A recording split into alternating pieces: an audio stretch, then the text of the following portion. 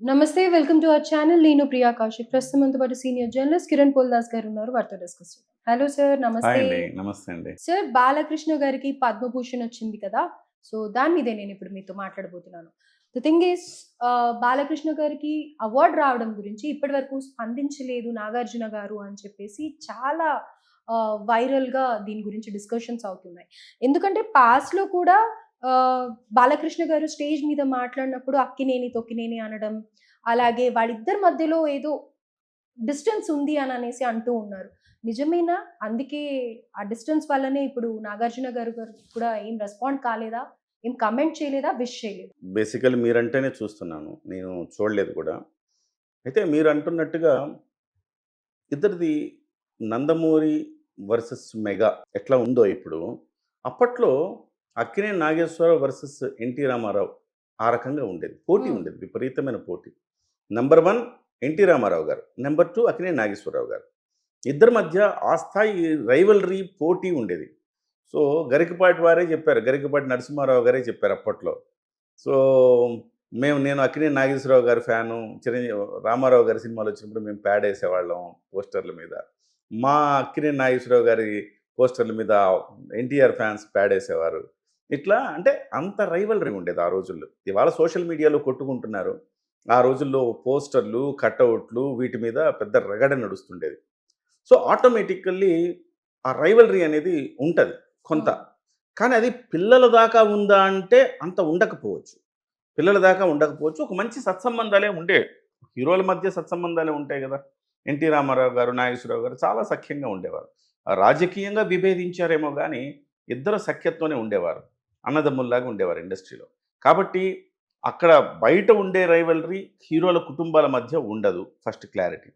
రెండవది, నాగార్జున గారు సహజంగానే అంత ఎక్స్‌ప్రెసివ్ కాదు. హుహు.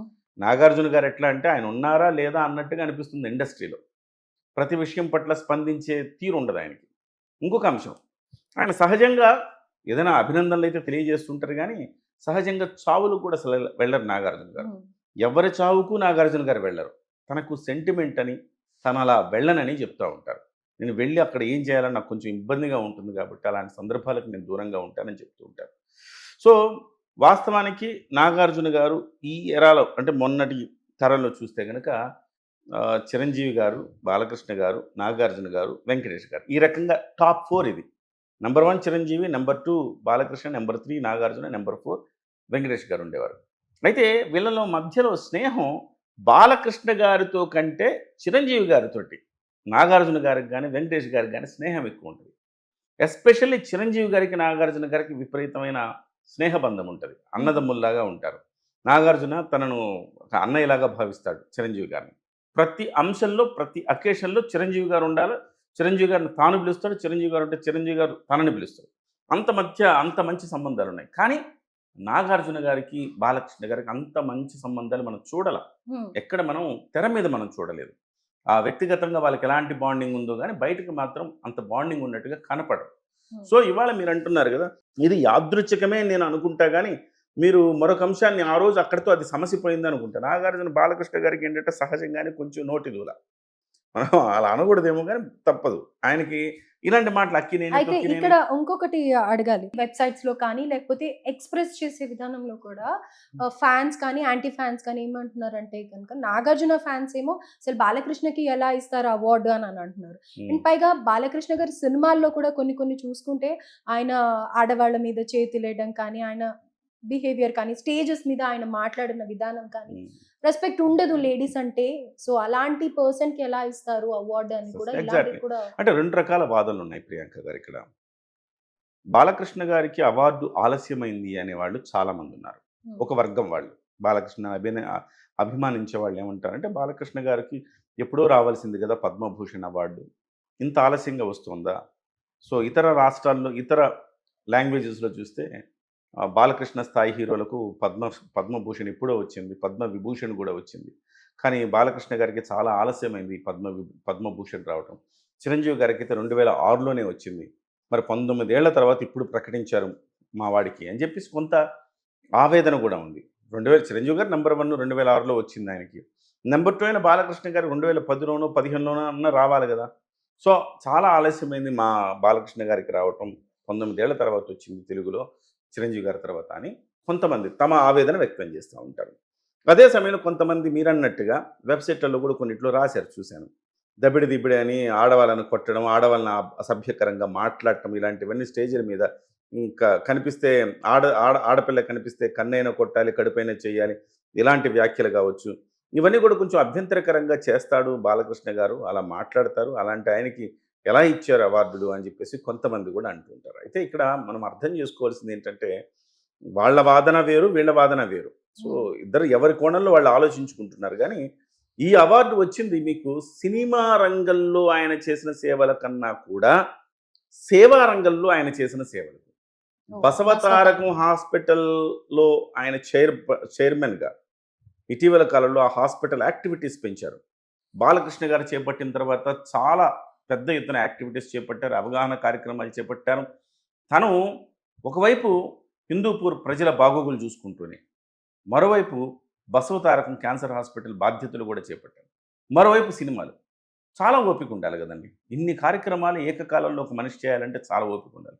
ప్రతిదానికి టైం కేటాయిస్తూ, ప్రతి అకేషన్‌కి బసవతారకం హాస్పిటల్‌ని హైలైట్ చేసుకుంటూ, ప్రజలకు ఎవరికి అవసరమైన అక్కడ సేవలందిస్తూ, ఆ రకంగా ఆయన బసవతారకం హాస్పిటల్‌ని ఒక రేంజ్‌కి తీసుకెళ్ళాడు. సో, ఎవరు గూడా తన తల్లిలాగా మరణం దాకా వెళ్ళకూడదు అన్న ఉద్దేశ్యంతోనే ఆ హాస్పిటల్ పెట్టారు. ఇప్పటికి క్యాన్సర్‌తో ఫ్రీక్వెంట్‌గా విజిట్ చేస్తూ ఉంటారు అనేసి. ఫ్రీక్వెంట్‌గా విజిట్ చేస్తూ ఉంటారు. నిజం చెప్పాలంటే బాలకృష్ణ గారిలో మరో కోణం ఈ మధ్య కాలంలో అన్‌స్టాపబుల్‌లో బయటపడింది. బాలకృష్ణ గారు ఎంతమందికి ఇలా సేవలు చేశారు ఇలాంటియన్నీ కూడా అన్‌స్టాపబుల్ చూపిస్తున్నారు. అన్‌స్టాపబుల్ అనే ఒక ప్రోగ్రామ్ ప్రోగ్రామ్. బాలకృష్ణ జీవితాన్ని మార్చిందని చెప్పాలి మనం. హ్మ్. అంతకుముందున్న బాలకృష్ణని మనం ఇవే చూసేవాళ్ళం. కనిపిస్తే ఆడపిల్ల కనిపిస్తే కన్నైనా కొట్టాలి, కడుపైనా చెయ్యాలి. ఇట్లాంటి మాటలు మా బ్లడ్ వేరు, మా బ్రీడ్ వేరు. ఇలాంటివి అంటే ఇవన్నీ కూడా బాలకృష్ణ తెలిసి చేస్తారా? తెలియక చేస్తారా? అందరిని కాస్త అలరించడానికి సరదాగా చేస్తారా? అని పక్కన పెడితే ఆయన ఆ వ్యాఖ్యలు చేయడం కొంచెం ఇబ్బందికరంగానే ఉండేది అందరికి హ్మ్. కూడా. హ్మ్. కానీ ఇవాళ అన్‌స్టాపబుల్ షోలో బాలకృష్ణ అందరితోటి జూనియర్‌ల హీరోలతోటి వాళ్ళతోటి ఆయన మింగిల్ అవుతున్న విధానం కావచ్చు, అందరి పట్ల ఆయన చూపిస్తున్న ప్రేమాభిమానాలు కావచ్చు, ఆయన చేస్తున్న సేవా కార్యక్రమాలు కావచ్చు, ఇవన్నీ బాలకృష్ణలో నెక్స్ట్ మరో కోణాన్ని చూపిస్తూ ఉన్నాయి. హ్మ్. ఇవాళ ఆయనకి అవార్డు వచ్చింది. సేవా రంగం నుంచి ఆయనకు అవార్డు వచ్చింది. ఓహ్! సినిమాల కంటే కూడా ఆయన సేవ చేస్తున్నాడు కాబట్టి ప్రజలకు ఆ సేవా రంగం నుంచి ఆయనకొచ్చింది. వాస్తవం చెప్పాలంటే బాలకృష్ణ గారికి పద్మభూషణ్ నిజంగా కూడా ఎప్పుడో రావాలి. సినిమా రంగం నుంచి మనం పోల్చుకున్నా గానీ బాలకృష్ణ గారు 100కు పైగా సినిమాలు తీశాడు. అనేక రకాల పాత్రలు పోషించాడు. ఒక రకంగా నంబర్ 2గా సినిమా ఇండస్ట్రీలో వెలుగొందాడు. ఇవాళ ఆయన సినిమా 100,00,00,000 సినిమా. ఇవాళ కూడా ఆయన సినిమా తొడగొడితే 100,00,00,000 సినిమా అయితుందా. సో, కాబట్టి బాలకృష్ణ గారికి అవార్డు రావడం పట్ల వివాదాలు చేయాల్సిన అవసరం లేదు. ఆయన దానికి పరిపూర్ణంగా అర్హుడు. బాలకృష్ణ గారికి ఇక మాట్లాడడం అంటారా? అది కొంచెం ఎవరైనా చెప్పాలాయనకి. హ్మ్. హ్మ్. మీరు చాలా ఒక స్థాయికెళ్ళిపోయారు బాలకృష్ణ గారు. మీరు ఇలాంటివి కొంచెం ఆచితూచి మాట్లాడాలి అని చెప్పాలి. అంటే బహుశా ఇంకా చిన్నతనం ఎవర్ ఆ! గ్రీన్ అంటూ ఉంటారు కదా! ఇంకా సో, ఇంకా అలా. ఇంకా ఆయన అల్లరి చేష్టలు లేకపోతే ఇలాంటివి చేస్తా ఉంటారు కాబట్టి, అది కొంచెం మీరు జనాన్ని ఉద్దేశించి మీరు బహిరంగ వేదికల మీద చెయ్యొద్దు అని చెప్పాలి గానీ, స్ అది వదిలేస్తే బాలకృష్ణ గారు పరిపూర్ణమైన అర్హుడు. ఇకపోతే నాగార్జున గారి విషయం అంటే మీకు ఇంతకుముందే చెప్పాను. నాగార్జున గారు వాంటెడ్లీ అలా చేసి ఉంటారని అనుకోను గానీ, నాగార్జున గారు బిజినెస్ మ్యాన్. హ్మ్. మోర్ దెన్ అంటే యాక్టర్ కంటే కూడా ఆయన బిజినెస్ మ్యాన్‌గా మనం చూడాలాయన్ని. ఆయనకి బోలెడన్ని బిజినెస్‌లు, వ్యాపకాలు అన్నీ ఉంటాయి కాబట్టి, బహుశా అందులో ఎక్కడో ఆల్రెడీ 'అక్కినేని తొక్కినేని' అంటే ఆల్రెడీ వాళ్ళ పిల్లలు ఇచ్చేశారు. హ్మ్. నాగ హ్మ్. చైతన్య గారు వాళ్ళీళ్ళు మనకి రియాక్ట్ అయిపోయారు. అక్కడితో అది ఆ అది. వివాదానికి ఫుల్ స్టాప్ పడిపోయింది. అప్పుడు కూడా ఆయన అన్నాడు, "ఏదో ప్రాసలో అన్నాను తప్ప నాకు బాబాయ్ లాంటోడు. నేను అట్లాంటి మాటలు మాట్లాడలేదు" అని. బట్ ఇప్పుడు కూడా నాగార్జున గారు అలాంటియన్నీ మనసులో పెట్టుకొని చేసే వ్యక్తి అయితే కాదు. అవును. యాదృచ్ఛికంగా ఎక్కడో మిస్ అయ్యి ఉండొచ్చు అంతే తప్ప, బాలకృష్ణ గారు అలాంటి వ్యక్తి అయితే కాదు. ఇండస్ట్రీ నుంచి కూడా బాలకృష్ణ గారికి రావాల్సినంత బజ్ రాలేదు బాలకృష్ణ గారికి అవార్డ్ వచ్చిన తర్వాత అన్న మాటలు కూడా విమర్శలు అయితే కూడా ఉన్నాయి. మీరిప్పుడు ఇండస్ట్రీ అన్నారు కాబట్టి మరి ఇండస్ట్రీలో కూడా సరైన రెస్పాన్స్ ఎక్కడ కనిపియటం లేదు. అని ఉంది. బట్ దీనికి ఇండస్ట్రీ అంతా కలిసి ఆయనకేదో సన్మానం చేయడం ఏదో చేస్తారు రాబోయే రోజుల్లో. మోరోవర్ ఆయన ఇవాళ తెలుగుదేశం పార్టీ కూటమి ఎమ్మెల్యే కూడా గదా! సో, ఖచ్చితంగా ఆ గౌరవం, ఆ మర్యాద వస్తాయి. బట్ అంత ఫోకస్ అయితే కాలేదు. డెఫినిట్‌గా అవుతదనమాట. ఈ వివాదాలే ఎక్కువ ఫోకస్ అయినాయి. ఏం వివాదాలు? తెలంగాణకి తక్కువొచ్చినాయి అవార్డులు. ఈ వివాదాలకు వచ్చినంత ఫోకస్ బాలకృష్ణ అవార్డుకు రాలేదేమో అని మనం అనుకోవచ్చు. బట్ అవన్నీ కూడా రాబోయే రోజుల్లో ఆ రకమైన చిరంజీవి గారు పద్మభూషణ్ వచ్చినప్పుడు ఇండస్ట్రీ మొత్తం కూడా ఏకతాటి మీదకి వచ్చి ఆయనకు ఒక సన్మాన సభ ఏర్పాటు చేసి చిరంజీవి గారిని సత్కరించింది.